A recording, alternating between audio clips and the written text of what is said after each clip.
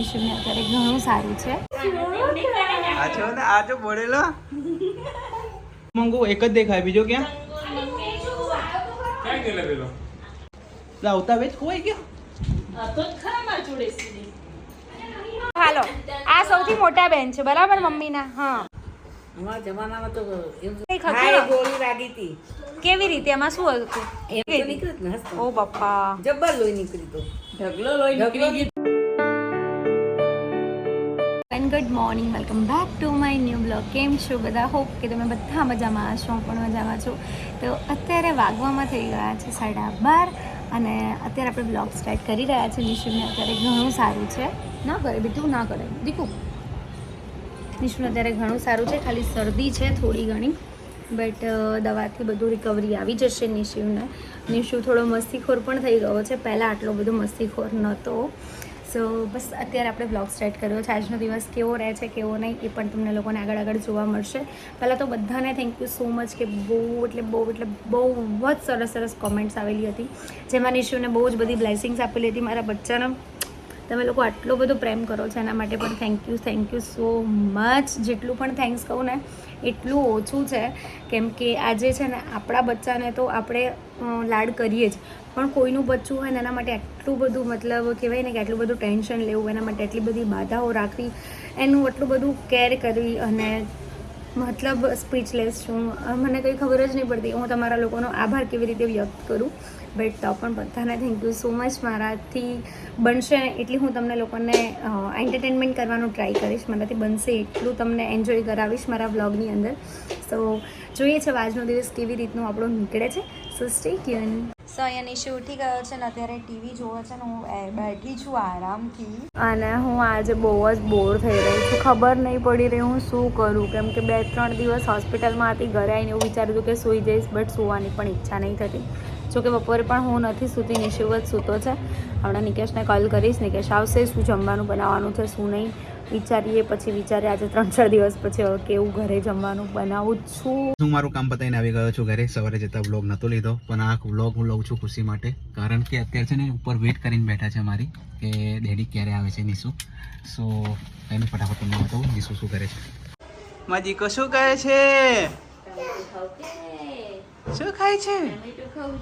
એ વાહ ભાઈ વાહ, માજી કો તો હેપી થઈ ગયો ભાઈ. શું પછી મારા મામા ખાઈ લે.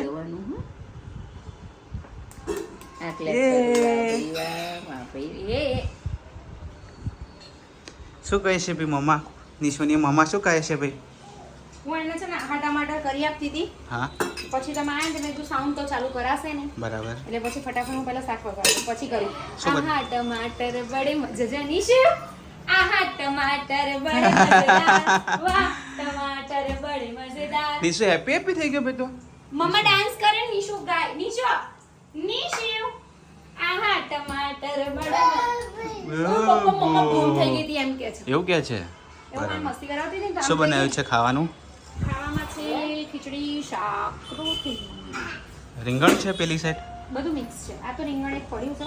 હા બેટા. શું માં દીકો સબ્જી. શું જોઈએ નિશુ ભાવ? શું જોઈએ દીકા?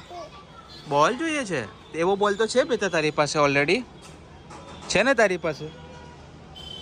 હે હા શું બગડી ગયું? બની શકે બગડી ગયું હોય તો ખરાબ થઈ ગયું હશે. કાપીને જોઈ લે ને, પણ કાપીને જોઈ લે. ખરાબ થઈ ગયું જવા દે. હવે ખાઈ જઈશ. એમ બી ભૂખ તો લાગી જ છે. બકા ખાવાનું એકદમ તૈયાર કરી દીધું છે. શાક જો થઈ રહ્યું છે. ઓકે મજામાં. હાય બીટુ આવો. ક્રિશિવ તોરે મને લાલો. નિશિવ આ નામ છે નિશિવ અને આ નામ છે ક્રિશિવ. એ ક્રિશિવ તો જો મને. એ નિશુ. અલ્યા બાપ રે બાપ. આ છે નિશુ ભાઈ રોયો જો. ભાઈ રોયો.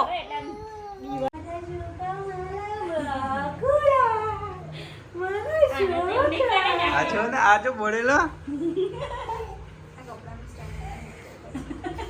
ઓ બેટુ શું પંખો જોવો છે?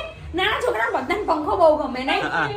આ તો મારા હાથ ક્યાંય સુધી. અમારા આ ભાઈ પંખો જ જોઈ રહ્યો હતો. કેવું કરે? શાંત. પાણી. હા બે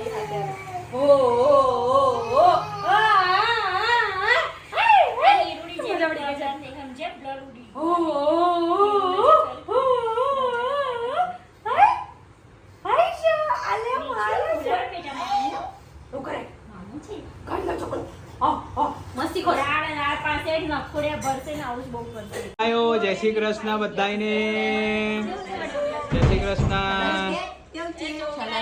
બાને કે ક્યાં ગયા ચંગુ મંગુ એક જ દેખાય બીજો ક્યાં હે અરે બહાર ની રાખી દીધો ને એને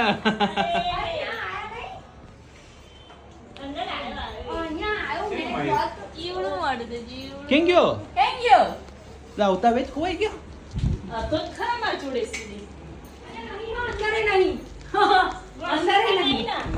અલે આ રહ્યો અંદર છે યાર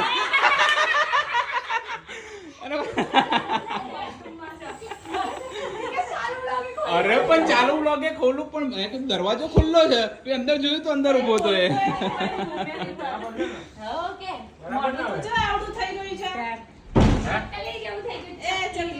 तारू क्या हुआ कैसा है तेरे को बढ़िया है बढ़िया है क्या हुआ तेरे को तो टी शर्ट के बाजू में बैठा है तू इसका दोस्त है ना बोल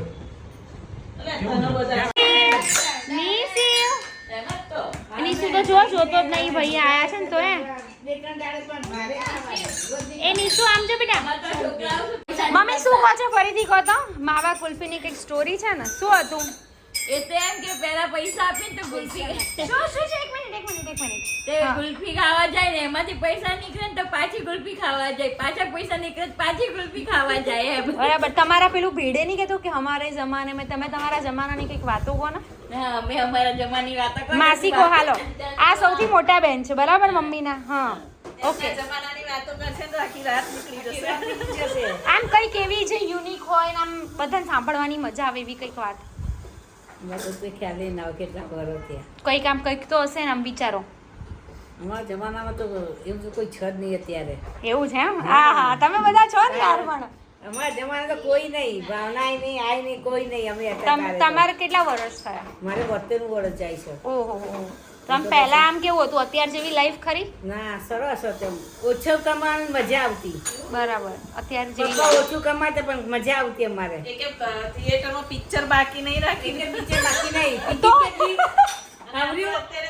ટિકિટ કેટલી 2 રૂપિયા પણ ત્યારના 2 રૂપિયા એટલે અહીંયાના અત્યારે 2,500 વિચારો તો પછી એટલે શોખ તો આપણે બધા પૂરા કરી દીધા છે બરાબર બધું આ બધા હતા ને એમાં શોખ પૂરા થયા ઓહો. હતા તો પછી જમાભાઈ મહેશભાઈના પછીના બધાના જન્મ બરાબર 2 બહેનો તે મરી ગઈ અમાર પછી બરાબર આ લોકો પેલું કઈ બધા- ઘોડી વાગીનું કઈક હા એ હતું ગોળી વાગી હતી કેવી રીતે એમાં શું હતું એમાં આપણે તોફાન જોવા ગયા હતા બા તોફાન જોવા ગયા હતા હા બરાબર. એમાં પહેલા શરૂઆત મામા હતા હા મહેશ મામા બરાબર અને હું ઘરમાંથી બહાર જ નીકળી હતી ને ગોળી અહીંયા હડાવું કરી તો પછી આર પાર જતી રહી. આર પાર વાગ્યું તું વાગી ગઈ લોહી તો હતી? નીકળ્યું જ ને હસતું. ઓ બાપા જબ્બર લોહી નીકળ્યું હતું.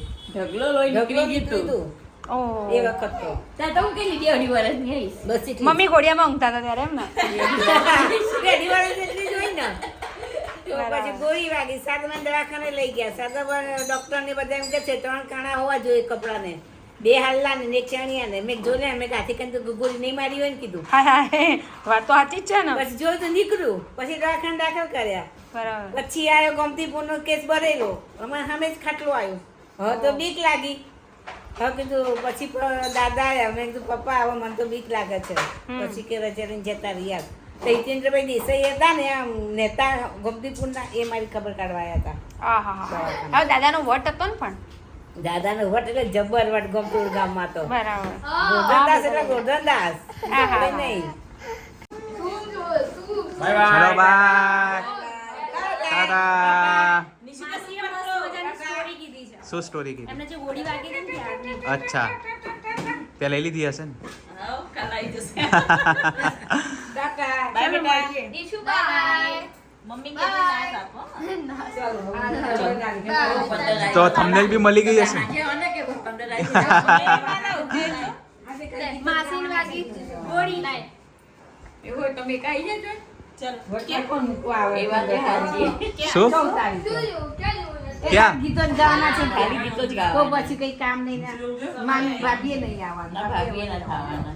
શું ખાવાનું? વ્લોગ લાવું છું ટાટા નિશુ આવજે અરે નિશુ તો જો તૈયાર થઈ ગયો તમે જી આવો. આ ખાલી ગીત જ ગાવાના. પેલો તૈયાર થઈ ગયો છે ક્યાં જવાનું બેટા નીચે.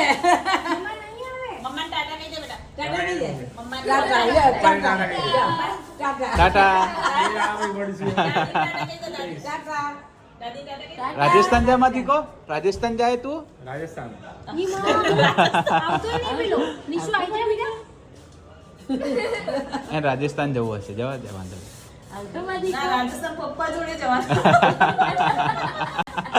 આપણે બાબાજી ખબર છે ને એના છે કે મજા આવતો ઊંચો ઊંચો કાર જેવું લાગે